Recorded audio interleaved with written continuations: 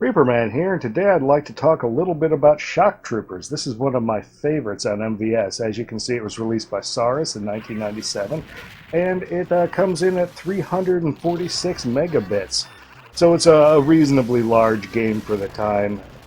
And as you can see, it kind of plays like a cross between a run and gun, and there are a few elements that feel just a little like a beat-em-up in it, and it just helps the game feel really nice. It's definitely one of my favorites. Also, for those chasing high scores, as you can see, these are my scores up here, and this is about the best I could do, so have fun chasing that. I'm sure I'm not impressive on this game. I can really only get to like level 3. Now, there's a couple of reasons why I'm interested in Shock Troopers right now. The first of them is that it has landed on the Neo Geo Mini Arcade. So if you're looking to pick one of those up, it's a little emulator arcade. It's probably pretty fun, I suppose. Now, it is worth mentioning that this game was, for the longest time, and I guess technically still is, an MVS exclusive, meaning I don't know of any home ports of this game. Now, its sequel, Shock Troopers Second Squad, did actually come home to Neo Geo AES, but the original one was an MVS exclusive. Now, the second reason why I'm interested in this game lately is because of a little Sega Genesis game called Zeno Crisis. Now, Zeno Crisis looks a little bit like it takes some of its inspiration from Smash TV with kind of an alien skin to it. But it looks like the control scheme for that game was lifted right from Shock Troopers, at least as near as I can see. Now, I haven't touched the game or anything, but it looks a lot like it's got some of the control elements from this game, and we'll get into those in a bit. But actually, let's just get into it now. Waiting for the winners don't use drugs. Now we can get started here. Now, this game is set up to have pretty hefty replay value. So there's two modes. There's Lonely Wolf mode, where you pick one character and have 3 lives, and then there's the battle mode, where you have 1 life but pick 3 characters that you can switch between. I'm just going to do Lonely Wolf because honestly I'm not good enough to sort through the different characters. Now, there are 3 different paths to choose from to rescue this girl here, and I'm going to pick the Valley route. Now, midway through, there is actually the ability to switch routes, which is kind of unique. You can pretty much tailor how you want this game to play. So here we are at stage 1, and first of all, let's go over some of the controls.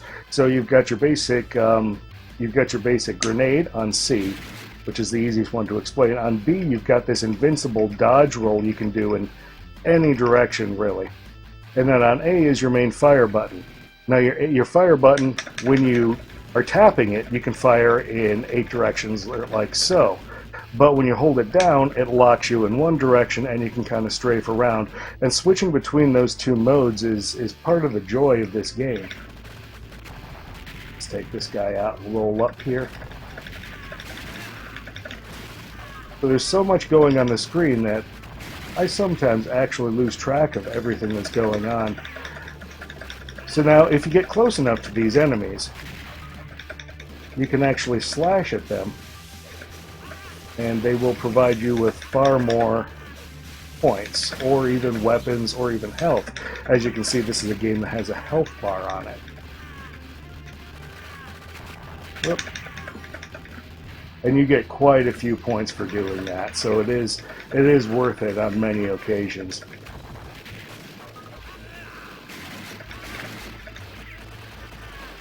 As you can see, there are different weapon power-ups. Some are best avoided, and some of them are great, kind of like a Contra.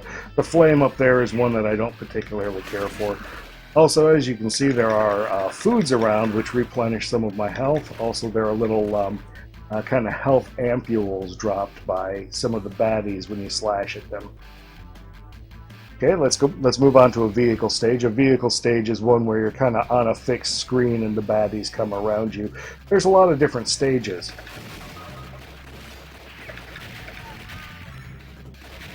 Also, if you recall in the character select screen, whoop, getting a little warm here.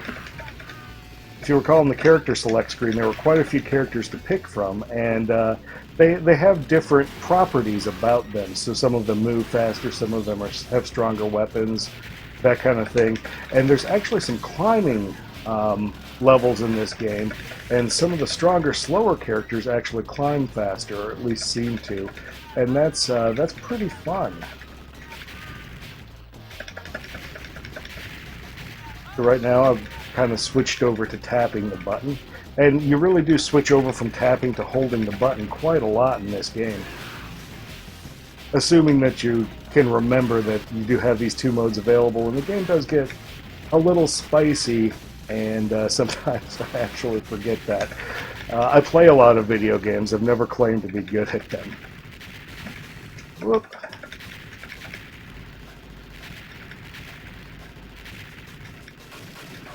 So as I said before, I can get to about level 3 in this game, and then that's where actually... Whoops. Level 3 is actually where everything starts taking, in my opinion, way too many hits. And at difficulty level 4, which is what I run at, it stops being as fun. As you can see, the roll is super helpful, especially on bosses, to get out of the way of all of the bullets. And this particular boss has a few different forms. You can even pick up health in the boss fights sometimes by stabbing them and picking up like a health ampule.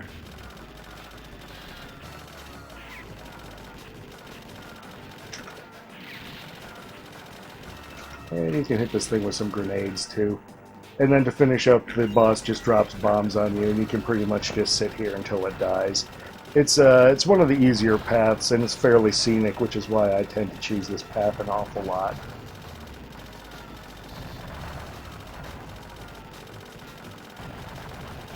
As you can see, the graphics are very beautiful in this game, and the animations, there's many different animations. We're about to come up on the end of the level animation,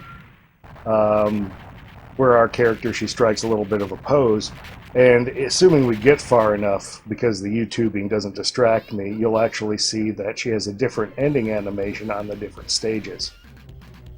Now, between stages, we're treated to a little bit of the story. Apparently this woman here has been kidnapped, and we're trying to save her. It actually goes on for quite a while. We're trying to get to these BSG fellas, and they're in the center of that map on the map select screen.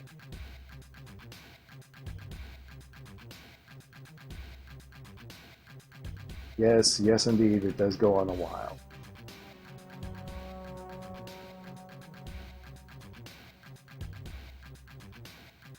Yep, they want unlimited power. Okay, starting on stage 2.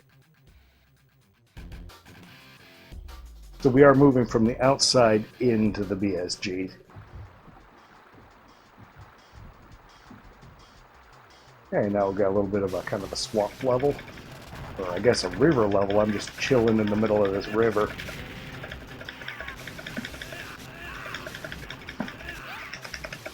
Now, the gems that they drop are worth 3,000 apiece, and there was like a flame gem. Actually, I accidentally picked a flamethrower too. This is one of the weapons I don't particularly care for.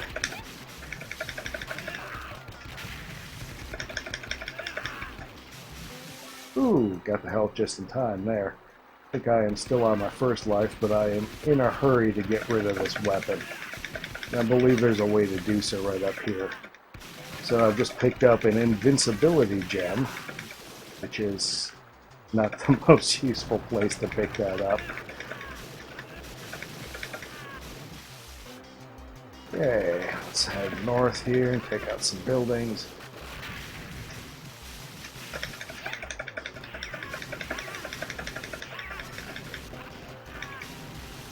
Boom.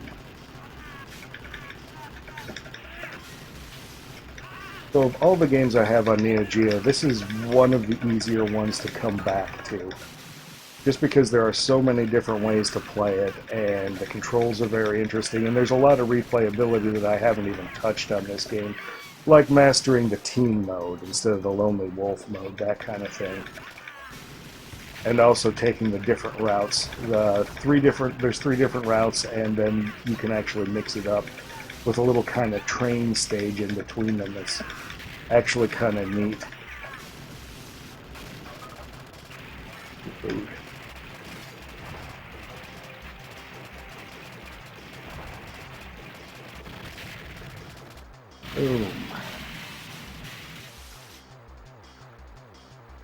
And now we'll go through the waterfall into the cave with the second boss.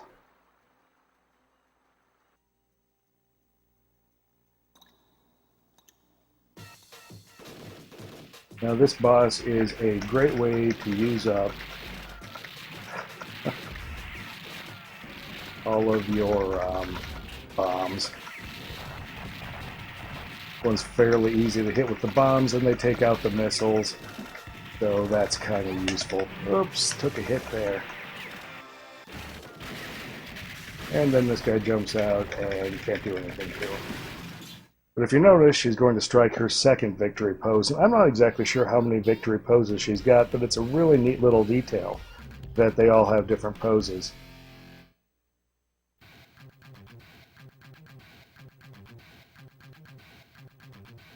Now, in the game, I do believe that she has an equivalent. It could be that the characters come in pairs, but honestly, I haven't really studied up on it. I just picked the well-rounders. There's a male well-rounder and a female well-rounder. And I do believe the rest of them each have a pair, kind of like the old Star Fox 2 thing, where there's different characters, but there's two of each. I think that's how it works. Okay, so now we're coming up on the third level here. And this is where everything starts taking way too many hits for me. Like, even the basic enemies start taking a lot of hits. Boom, and these little laser guns are kind of annoying. Oh great, I've just gotten a second one on the screen. So, it's helpful to remember your roll on these. And your gun actually remembers its position when you come out of a roll, which is super handy. Boom. Now, if you have any bombs, which I do not, they work pretty darn good on these deck guns. So once they actually kill me, I may do that. Boom. I don't actually think I need to take all of these out.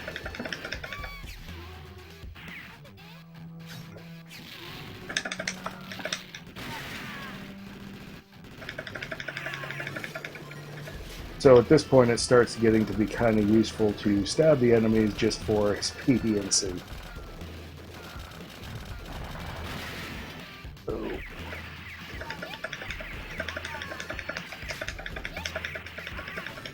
Normally get quite a bit farther. I normally at least get inside on the submarine. But I'm not sure that's going to happen today. Nope. Well, this has been an interesting look at the game, and if you have some time on Neo Geo, make sure you check out Shock Troopers. In my opinion, it's one of the better games on the system. It's certainly one of the ones that has the most replay value in terms of, some of the most replay value in terms of getting you back into the game and playing it a different way. It's also kind of nice to be able to start out your credit and to be able to see 3 different first levels and 3 different second levels, depending on how you want to play the game. It's just great, and I think more games should do that kind of thing.